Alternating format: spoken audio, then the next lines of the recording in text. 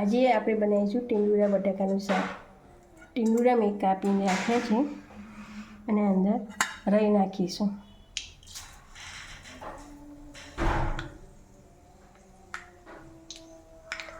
રાઈ તતરી જાય પછી હિંગ નાખીશું.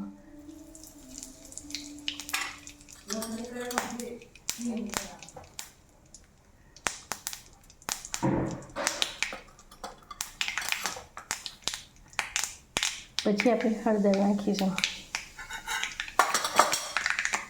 પછી આપણે ટીંડુરા નાખી દઈશું.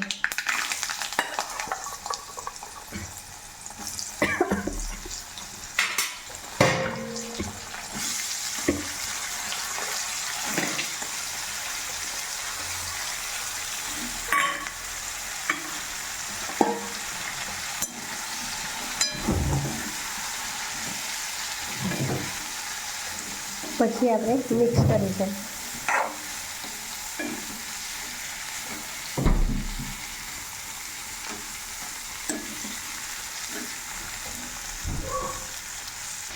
મિક્સ કરી દીધું છે. 5 મિનિટ ચરવા દઈશું. હવે આપણા ટીંડુરા થોડા ચરી ગયા છે. હવે મીઠું નાખીશું.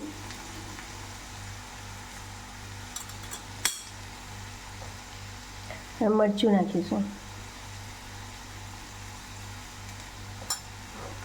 દાણા જીરું નાખીશું.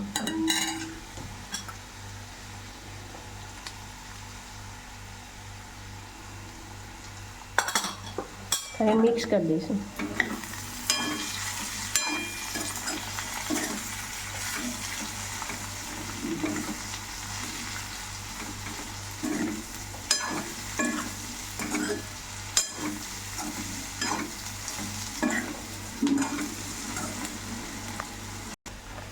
હવે મિક્સ કરીને 2 મિનિટ ચરવા દઈશું. હવે આપણા ટીંડુરા બટાકાનું શાક તૈયાર છે.